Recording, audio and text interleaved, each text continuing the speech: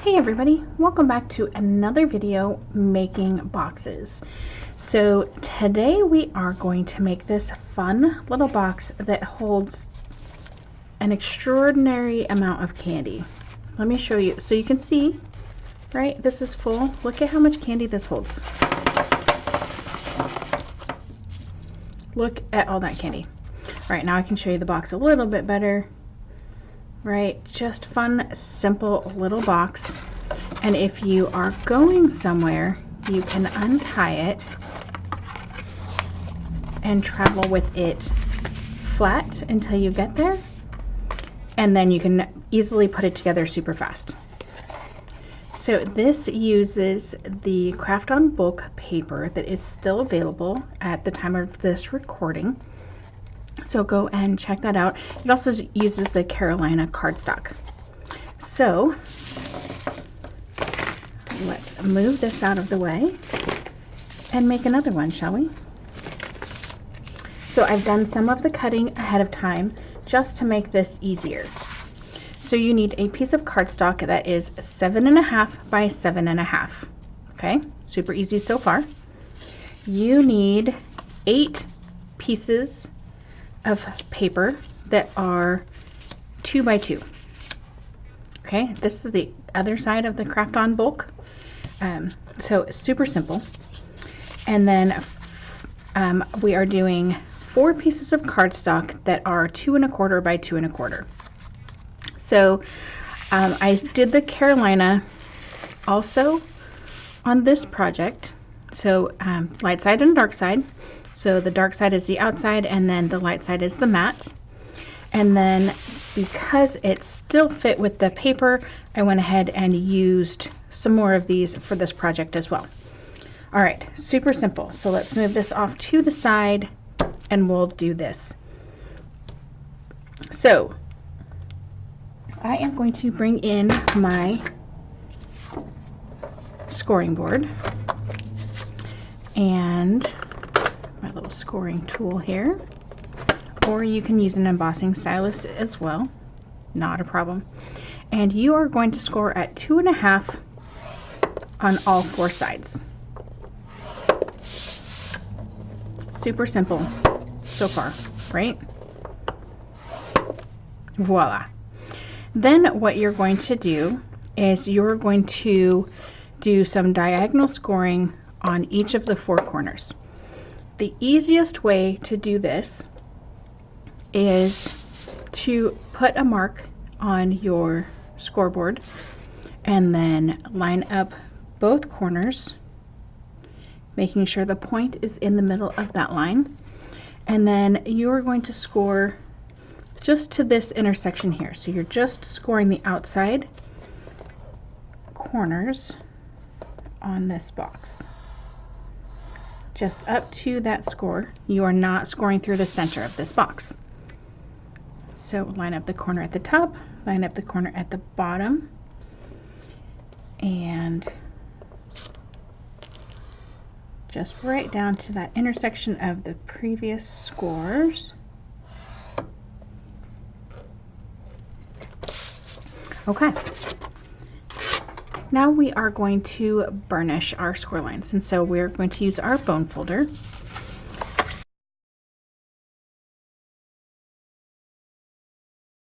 And then this is going to be the way that I found easiest. You might be a little bit different. Try it, figure out what you like. So we're going to start with this score here, okay? So I'm going to fold it into thirds, and then I'm just going to grab this corner and I'm going to pull it and line it up with this corner. But I'm going to keep it on my surface. I'm going to press with my finger inside, and then I'm going to use my bone folder and press that. Okay? So again, fold it in thirds, pull back at the straight, quick press with my finger, and then crease with my bone folder. Fold, fold, crease, burnish. And it might look difficult And the first time or two it might seem kind of strange, but I promise you it becomes very, very easy. All right, so we are going to flip this over because we're going to put our things on the outside. So what we are going to do first is we are going to attach 4 of our pieces to our cardstock. And I am just going to use some Tombow Runner. You are welcome to use any tape runner you'd like, or any liquid glue for that matter. The tape runner makes it super simple to do, super quick, and takes no time at all.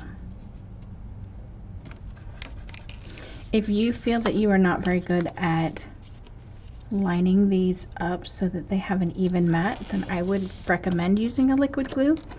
Then you have a little bit more time and ability to line this up correctly.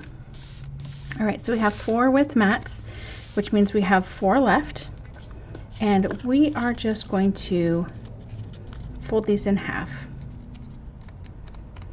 And we're going to fold them in half so the side that we want is on the inside. And then just give them a good burnish.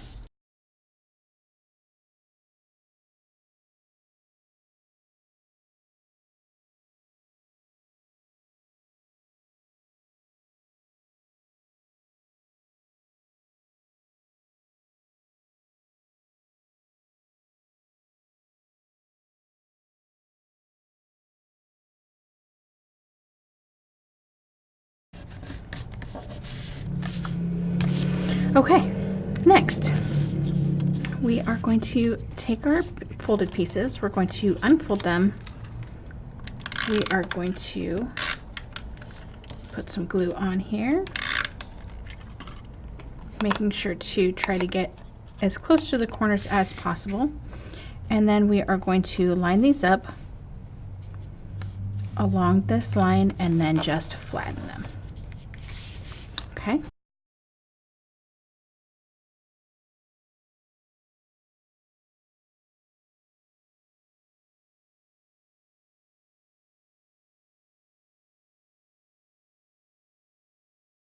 All right, so we are mostly done at this point. So we're going to refold each of these folds and re-burnish. This puts the pieces in line together that we just glued together. So those corner pieces.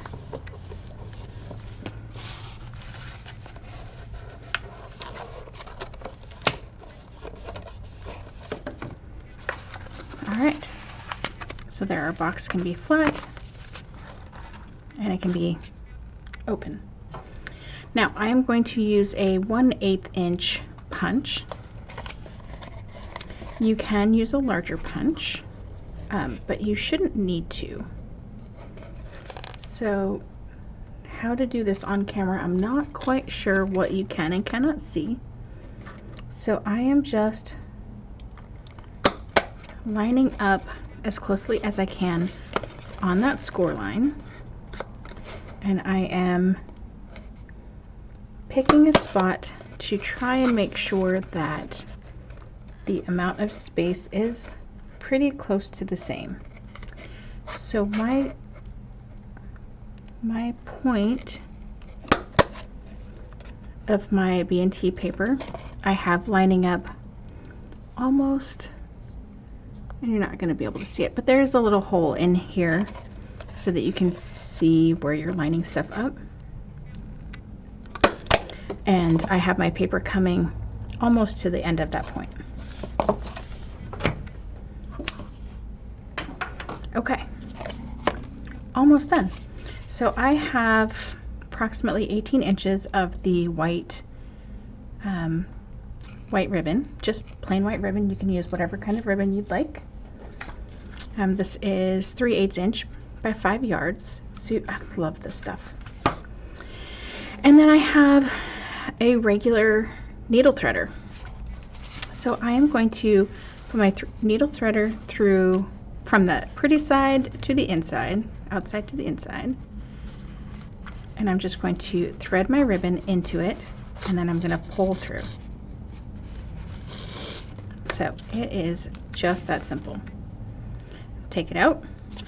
Next one, threader on the outside, ribbon on the inside. Pull that through just a little bit. Doesn't have to be much.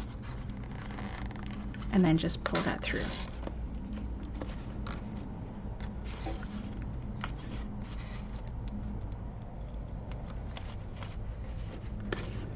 Okay, so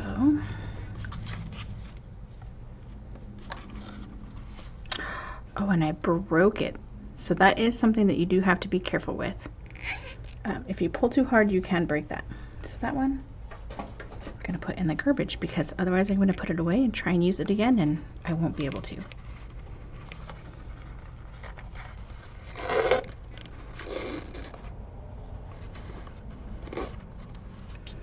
All right, and then so you can fold it, you can push it through with your fingers. If that does not work very well, you can use your embossing stylus, you can use your Quickie tool, lots of things. All right, and then you just tighten it. And then my suggestion is fill it with candy before you tie it, although you can tie it and then fill it.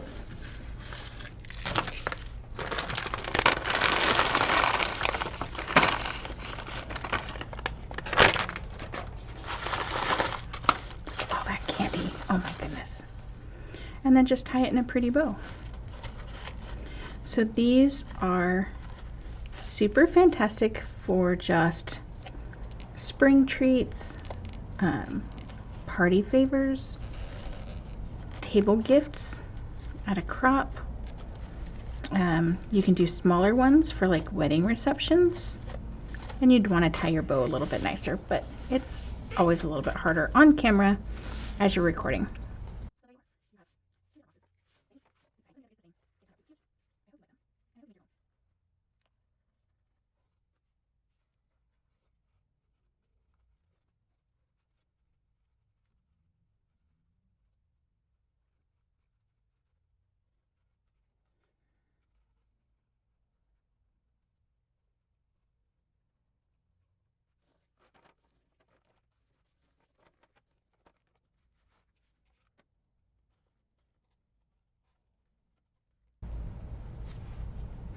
So there you have two super cute, super easy boxes using different papers, but they turned out so adorable. I hope you'll try them. I would love to see what you come up with them, and I would love to see if you use a different size. So thanks for watching today, and I will see you guys next time. Thanks so much. Bye-bye.